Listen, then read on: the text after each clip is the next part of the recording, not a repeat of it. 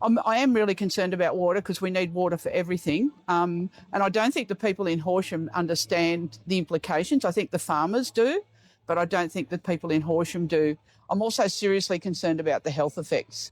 I think that I've actually been trying to do research on the cancer outcomes and whatnot down around Iluka, the Iluka Douglas mine. And I recall when I was a councillor on the Horsham Rural City Council, we did a bus tour around the municipality, just visiting different sites. And on one of those tours, we visited the Iluka mine. It was quite interesting and a big eye-opener for me because what happened there was when we got there, we had to make sure all the windows were up on the bus, and a representative of Iluka got on the bus. The door was shut. They were in the bus with us while we drove through the site, only through the part they wanted to show us. And then when we left the site, he left the bus, and then the bus had to be washed down before we could leave the site. Now, this is in our Horsham municipality, and it really hit me, and I'll never forget it, because I really got to understand the risk, and that wasn't being kind of mined. So, here we are. If we're going to be surrounded by, if we're going to become an epicentre with 4 or 5 mines around us, we've got no chance. They're building wind turbines everywhere because we've got the wind here. If we've got the wind and we have the dryness, we know that, we're going to have the dust.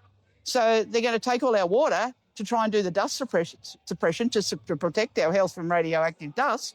They're not going to have a chance. Any of us who are growing a lawn and try and water it on a hot, windy day or a windy day here, we know the water's gone before it hits the dirt. So I think there's a lot of things that are really concerning. And as I said, I haven't been able to find out the stats of the cancers around the Iluka Douglas mine. And I'd really be interested in those because I actually know of 2 or 3 myself, and they were rare cancers. And they weren't living right next door. So there's a lot for us to find out. But with the water, here I've got the urban and rural water strategy of GWM for 2022. I've just taken some sections out of it, but I can't find any reference to bulk water for mining, so it hasn't been allowed for in the strategy at all. The rural pipeline, which so many people, some of them are not with us anymore, fought long and hard for a number of years to actually, bring the savings in the water that we needed to actually be more sustainable, both for the environment and for agriculture. And it actually says in the pipeline documents that, and this is once again on GWM Water's site, but they seem to be very silent on a lot of this. So the pipeline project has significantly improved water supply for farms in the region, farms, not mines. It replaced a vast network of open, inefficient channels, which we know, and is a water source for 9,000 farms and 34 towns. This has allowed for easing of water restrictions and enabled farmers to better manage their operations and improve productivity. So now you've done it so that the farmers can improve their productivity, and now you're going to take it away. So, the pipeline ensures a consistent water supply for farms, eliminating the need for water carting during dry periods and improving water security for agricultural activities. Doesn't say mining.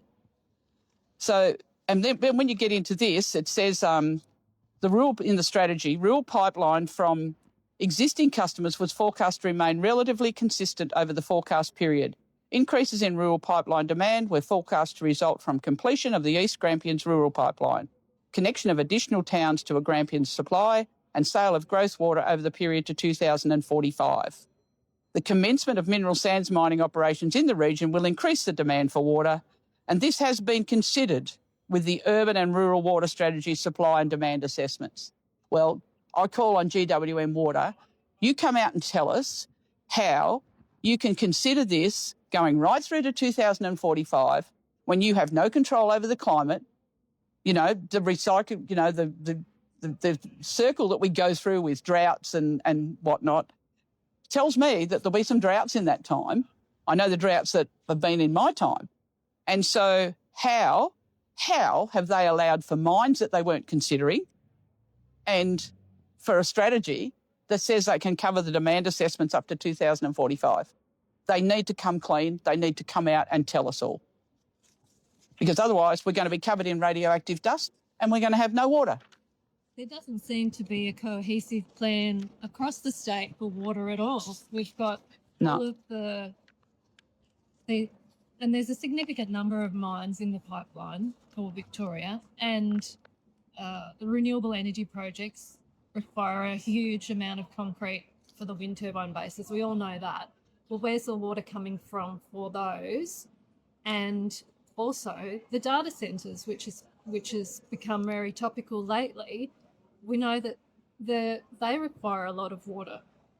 Already, Melbourne's got a shortage of water. Yep. They'll be looking to the regions and our reservoirs to assist them at some point. Desalination plants, how will they help if we don't have enough electricity? Yep. There doesn't appear to be a cohesive water plan for Victoria. So anyone who doesn't understand the implications of data centres needs to watch the show that was on last night on SBS. What was that one? I'll have to look it up on my phone. It's about the cloud. Something in the cloud. Yep. It's on my Facebook page. It's on the Diabel Community Facebook page. It's called "The Cloud Is the Cloud Damaging the Planet?" And it's on sbs.com.au. So yeah, if you actually go to that and watch it, I think it's going to be up for some more days for you to watch it. But I only got to watch a little bit of it last night. But I was astounded when they were showing some of the data centres in Arizona, and one of them used over $1 billion for the year in water. You know, it's just astounding. No, we don't have those stats, and in it they actually toured through some of the data centres and highlighted the heat that's coming from them, and what's required for the cooling, and the size was astounding. Just seeing what was in them. It's a must watch for everybody, and we're all contributing to that. You know, I've got a smartwatch, I've got a smartphone. You know, that's my limits. I don't have an electric car or anything, but you know, they say that we're doing all this for sustainability, but we're destroying the environment and destroying the farms. So sustainability for what? Sustainability so that we can have an electric car and a smartphone and use the cloud to store all this data. How many of us have got megs and megs of data on our phones and on our computers or in our cloud drive that we don't even look at anymore? You know, why are we not focusing on let's clear some of that so that we don't need all these data centres? We don't need all that data.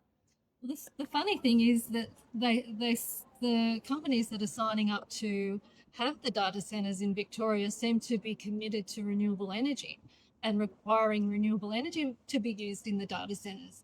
But we all know that data centres need 100% power on all the time. Yeah. And renewable intermittent energy is not going to supply that base load. Well, there was one that they talked about. I think it had, they said the amount that it was using would have supplied 350,000 homes. That's astounding. And we're asked to turn our lights off or turn something off when we don't need it. It's astounding, and we're in territory that hasn't been worked out.